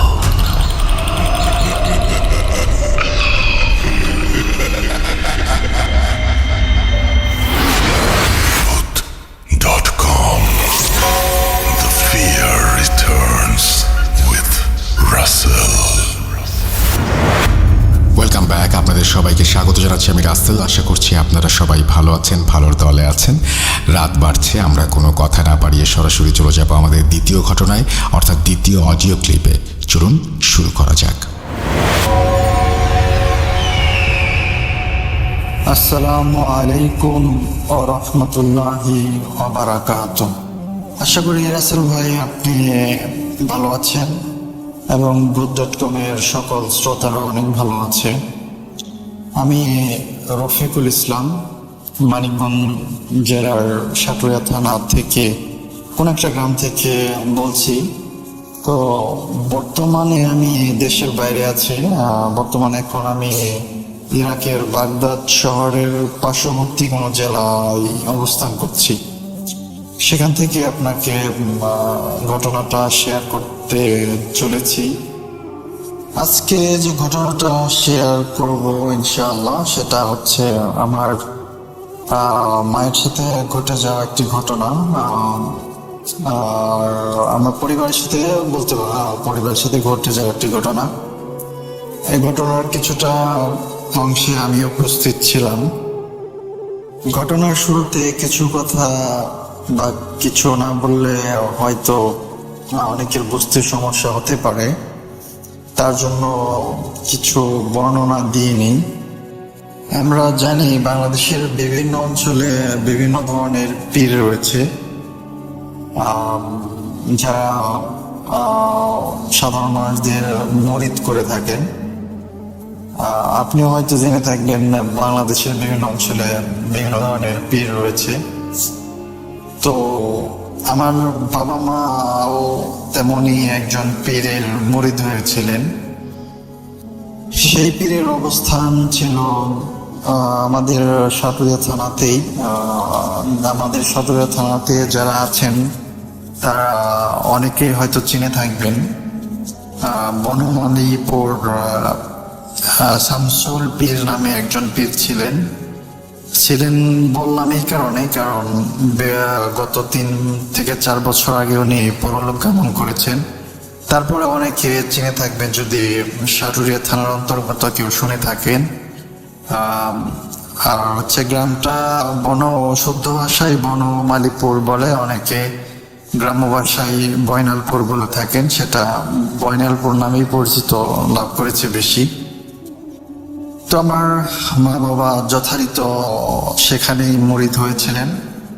তো ওনারা বিভিন্ন প্রোগ্রামে সেখানে উপস্থিত হতেন, যাওয়া আসা করতেন। তেমনইভাবে আমার বাবা কোনো একটা প্রোগ্রামে সেখানে কোনো একটা ভুল করে ফেলেন। তো সেই ভুলের খেসারত আমাকে দিতে হয়। ওই ভুল করার কারণে তো ওখানে সম্ভবত জিন থাকেন। কোন একটা জিন আমার মার উপরে আছর করে। তো এরই মধ্যে আমার মা ওই জিনটা পুরোপুরি আক্রান্ত হয়ে যায় এবং উল্টা পাল্টা বলতে থাকে। বয়সে যারা বড় আছেন তাদের সবাইকে তুই মুই করে বলতে থাকে। মানে তার আচরণ স্বাভাবিক থেকে অস্বাভাবিকে চলে যায়। আমরা যেরকমটা দেখছি তো ওরকমটা ছিল না, মানে ওরাই আপনার আচরণ করতে থাকে। তো এক পর্যায়ে পীর সাহেব, মানে আমার মা বাবার যে পীর সাহেব, উনি সম্পর্কে আমার দাদা হন, উনি বিষয়টা জানতে পারেন। তো এরই মধ্যে বেশ কয়েকদিন চলে যায়। আমার মার মধ্যে অনেক সমস্যা দেখা যায়। আমার মা দেখা যায় বাড়িতে থাকে না, অনেক তৈময় করে কথা বলে, স্বাভাবিক আচরণ করে না, বিভিন্ন ধরনের সমস্যা দেখা দিতে থাকে। তো এক পর্যায়ে আমার বাবা ও একজন দিনমজুর ছিলেন, ভ্যান চালক ছিলেন, ভ্যান চালিয়ে সংসার চালাতে হতো তাকে, অনেক কষ্ট করতে হতো। তো আমার বাবা আমার মাকে নিয়ে একটা সমস্যায় পড়ে যান। তখন মাকে নিয়ে ওই যে পীর আছেন, আমরা যাকে পীর সাহেব বলে জানি, বা যাকে আমরা দাদা বলে থাকি আর কি, তো ওনার কাছে শরণাপন্ন হন বিষয়টা নিয়ে। তো ওনার কাছে যাওয়ার পরে আমার মা আরো বেশি উত্তেজিত হয়ে যান, মানে ওনাকে পর্যন্ত তুইমুই করে কথা বলতে থাকে, গালিগালাজ করতে থাকে। তখন আমি উপস্থিত ছিলাম যখন পরবর্তী সময় নিয়ে গেছিল আমার বাবা ওনার কাছে আমার মাকে চিকিৎসা করানোর জন্য। তো আমার মা কোনোভাবেই শান্ত হচ্ছিল না, মানে আমিও আমার মাকে ধরে রাখছিলাম, তো ধরে রাখতে পারতেছিলাম না, অনেক শক্তি খাটাচ্ছিল, মানে মনে হয় যেন গায়ে অনেক শক্তি এসে পড়েছে, তার এত শক্তি গায়ে। তো তখন যে পীর সাহেব উনি সম্পর্কিত আমার দাদা ভাই বললাম, তো উনি আমাকে বললেন যে তুমি আমি সঠিক বলতে পারতেছি না সংখ্যাটা কত, অনেক আগের ঘটনা। ঘটনাটার সময়কাল সম্ভবত 2010 থেকে 2013 সাল এর মধ্যে হবে ঘটনাটা, অনেক আগেকার ঘটনা, সঠিক মনে নেই সংখ্যাটা আমার। উনি আমাকে মাছি মারতে বলেছিলেন, তবে বেজোর সংখ্যা হবে সেটা স্পষ্ট মনে আছে, হয় 3টে মারতে বলেছিলেন, না হয় 5টা মাছি আমাকে মারতে বলেছিলেন, এরকমটা হবে। তো আমি মাছি মেরে ওনার কাছে দিলাম। তো উনি একটা বাটিতে হালকা একটু সরিষার তেল নিয়ে তো কিছু একটা পরে আর কি মাছিটাকে ওই তেলের মধ্যে চবিয়ে তারপরে একটু মালিশ করে দিতে বললেন। তো আমার বাবা কিছুটা মালিশ করে দিলেন, তাহলে মানে তারপর কিছুটা আমার মা শান্ত হলো, মানে যে উত্তেজিত ছিল তারপরে কিছুটা শান্ত হলো। তো তার কিছুক্ষণ পর, মানে বেশ কয়েক ঘন্টা পর আবার উনি উত্তেজিত হয়ে যান, মানে আগের মতো কেমন জানি আচরণ করতে থাকেন, সেই অ্যাবনর্মাল ব্যবহার করতে থাকেন।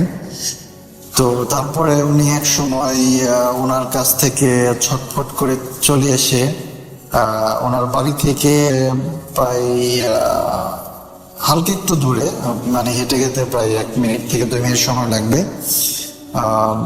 একটা পুকুরের ধারে চলে যান। পুকুরটার নামে অনেক মানুষ বলে থাকেন। তো ওখানে যে পুকুরটা ছিল ওটাকে তারাপীর পাড় নামে অনেকে চিনে থাকবে, এবং সাটুলিয়া থানার অন্তর্গত যারা আছেন তারা মানে আশা করি সবাই চিনতে পারবে। এছাড়াও ওনার বিভিন্ন জেলা থেকে অনেক মুরিদ এসে থাকেন, তো তারাও যদি শুনে থাকে বিষয়টা, তো জায়গাটা চিনে থাকবে আর কি। তালাপের পাড় নামে একটা পুকুর ছিল, এখনো আছে সেটা, তো ওখানে চলে আসেন। আর পুকুরটা হচ্ছে আপনার এমন একটা জায়গা, সেটা হচ্ছে আপনার পুরাটা আপনার একটা মানে ধানি জমি চাষ, যেমন মাঠ ফসল মাঠের মাঝখানে এমনটা মতো অবস্থান আর কি। ওদিকে যোগাযোগ ব্যবস্থাটা খুব একটা সুবিধার ছিল না তখন, এখন কিছুটা হয়েছে রাস্তাঘাট আর কি, তো তখন খুব একটা সুবিধার ছিল না। আরেকটু ক্লিয়ার করে যদি বলি তাহলে হয়তো বুঝতে পারবেন। ধরুন বড় একটা পুকুর, পুকুরের মাঝখান দিয়ে সোজা মাঝখান দিয়ে যদি একটা রাস্তা যায়, রাস্তার দুপাশে আপনার জমি পড়বে, রাস্তার দুপাশে জমি পড়বে এবং সব দিকে জমি পড়বে। শুধু ওই মাঝখান দিয়ে যে রাস্তাটা গেছে, তো ওনাদের বাড়ি হচ্ছে এই রাস্তার কাছে, আর এবং আশেপাশে সব জায়গায় শুধু ফসলের জমি। তো অনেকে চিনে থাকবেন জায়গাটা, আশা করি যারা আশেপাশে আছেন তারা অবশ্যই চিনবেন জায়গাটা। পুকুরটা এখনো আছে। তো আমার মা সেখানে চলে আসেন। তো সেখানে এসে আমার বাবাকে বলতে থাকে, তুই ভুল করছস, তুই ভুল করছ, তুই এই ভুলের জন্য তুই তোর পালে থেকে একটা গরু দিবি। গরু দেওয়ার কথা বলার পরে আমার বাবা খুবই ভয় পেয়ে যান। তখন আমার বাবা দিতে অস্বীকার করেন যে না, আমি গরিব মানুষ, আমি এটা দিতে পারবো না। তো তারপরে সে আমার মা বলতে থাকে গরু দেওয়ার কথা। তখন আমি আমার মার সাথে ছিলাম, যে গরু দেওয়ার যে বিষয়টা বলেছিল সেটা আমি স্পষ্ট শুনেছি। আমি তখন আমার বাবার সাথে পাশেই ছিলাম। আমার মা বলতেছিল যে তোর পালে থেকে একটা গরু দিবি। তো আমার বাবা আর কি এটা বারবার অস্বীকার করতেছিল। তো এক পর্যায়ে তিনি কি করবে বুঝতে না পেরে উনি যে পীর ধরেছিল ওনার স্ত্রীর কাছে চলে যান।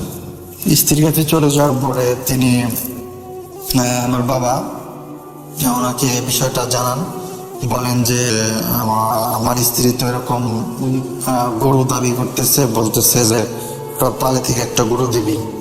তো তখন ওনার মানে সেই পীরের স্ত্রী সম্পর্কে দাদি হয় আমার, তো উনিও পরলোক গমন করেছেন, আল্লাহ ওনাদেরকে মাফ করুক, জান্নাতবাসী করুক। তো উনি আমার বাবাকে পরামর্শ দেন যে না, তুই কখনো এটা স্বীকার করবি না। তোর পালের গরু বলতে তোর যে সন্তান আছে এদেরকে তারা বোঝাইতেছে, তুই যদি স্বীকার করস তাহলে তোর সন্তানদের ক্ষতি করবে বা মেরে ফেলবে, এরকম কিছু। তখন আমার বাবা বিষয়টা অনেক বুঝতে পারে এবং তিনি অস্বীকার করেন। আমার মাকে সেই পুকুরের কাছে গিয়ে সেখানে তিনি অস্বীকার করেন বিষয়টা। তো তিনি দিতে রাজি হন না। তিনি বলেন যে আমি যে গরিব মানুষ, আমার পক্ষে এগুলো দেওয়া সম্ভব না, তুমি ছোট খাটো কিছু চাও যেগুলো আমি দিতে পারি। তো উনি কোনোভাবেই রাজি হয় না। তো তারপরে সেদিনের পর কয়েকদিন চলে গেল, ওখানে সেটার কোনো সমাধান হলো না। আর সেখানে বলতে আমি তালাবের পার যে পুকুরটা আছে আমি সেখানকার কথা বলতেছি। সে বিষয়টা ওখানে দাঁড়িয়ে এই কথাগুলো চলতেছিল। আসলে পুকুরটা অনেক কথা আছে, আমি লোকমুখে শোনা যায় সেই পুকুরকে নিয়ে নাকি অনেক ঘটনা আছে, যদি আমি সেটা শুনিনি। তবে আমার মার মুখে একটা ঘটনা শুনেছিলাম, সেটা ঘটনার শেষে বলবো। তো ওই দিনের পর ওই পুকুরের এই ঘটনার পর তো বেশ কয়েকদিন কেটে যায়। তো আমার মাকে ভালো করার জন্য আমার বাবা অনেক চেষ্টা করতে থাকেন, বিভিন্ন জায়গায় বৈঠক দিতে থাকেন। বৈঠক বলতে অনেকে গ্রাম্য যারা আছেন, গ্রামে থাকেন, তারা অবশ্যই বুঝে থাকবেন যে বৈঠক বলতে আসলে আসন পেতে জিন তাড়ানোর যে বিষয়গুলো ওগুলা করা হয়। তো এগুলা অনেক বার করে আমাদের বাড়িতেও কয়েকবার করা হয়েছে, আমি নিজে থেকেও সেগুলো দেখছি। আসলে এগুলো করতে অনেক খরচ হয়ে যায়, অনেক টাকা পয়সাও লাগে। তো এরকম ভাবে বেশ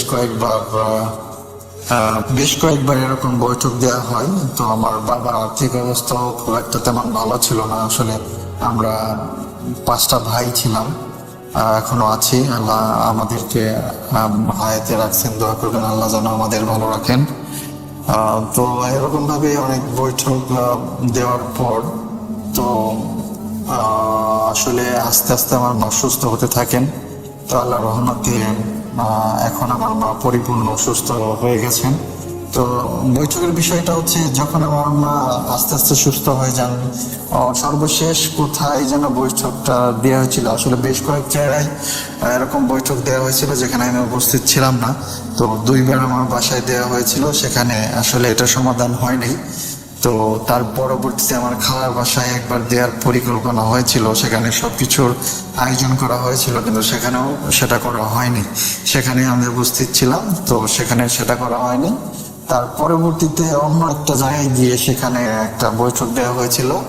তো আশা করি সম্ভবত সেখানেই আসলে সমস্যার সমাধান হয়েছিল। তো কিভাবে হয়েছিল সেটা আমি সঠিক জানি না। আমার মাকেও জিজ্ঞেস করছিলাম, তো আমার মাও সঠিক বলতে পারে না।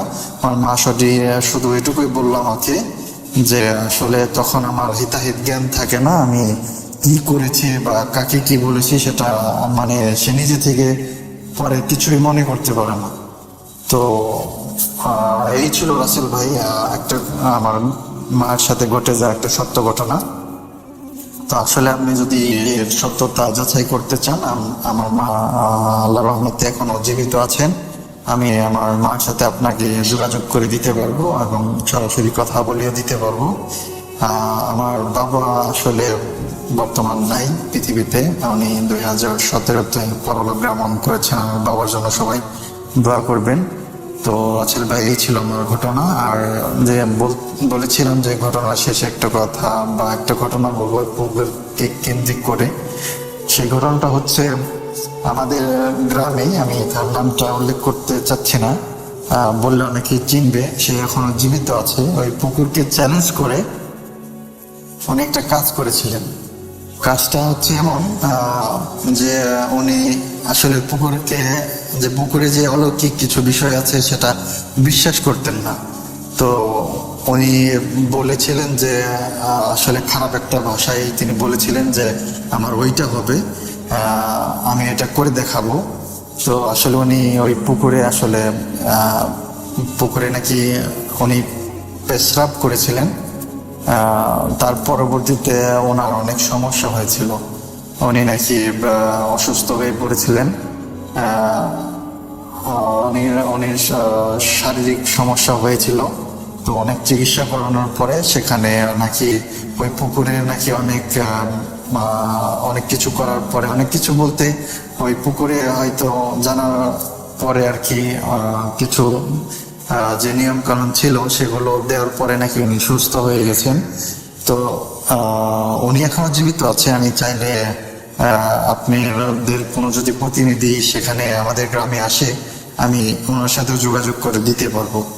তো এই ছিল রাসেল ভাই আমার ঘটনা। যদি ভালো লাগে সবার মধ্যে শেয়ার করবেন, শ্রোতাদেরকে শোনাবেন। আর আমি প্রবাসী আছি, আমার জন্য দোয়া করবেন। তো আপনাদের সবার জন্য শুভকামনা জানিয়ে আজকের মতো বিদায় নিচ্ছি। আল্লাহ হাফেজ, আসসালামু আলাইকুম। Welcome back. তো এই ছিল আমাদের আজকের আয়োজন। একটি নয়, দুইটি নয়, একে একে শেষ হয়ে গেল 260টি এপিসোড। সামনে আমরা যেন আরও ভালোভাবে এগিয়ে যেতে পারি সেজন্য দোয়া করবেন আমাদের জন্য। আমাদের ইউটিউব চ্যানেলটি অবশ্যই সাবস্ক্রাইব করবেন এবং এতক্ষণ পর্যন্ত যারা ধৈর্য ধরে আমাদেরকে শুনলেন তাদেরকে অসংখ্য ধন্যবাদ জানাই। ভালো থাকবেন, সুস্থ থাকবেন, মোস্ট ইম্পর্টেন্টলি ভূত.com-এর সাথে থাকবেন। আল্লাহ হাফেজ।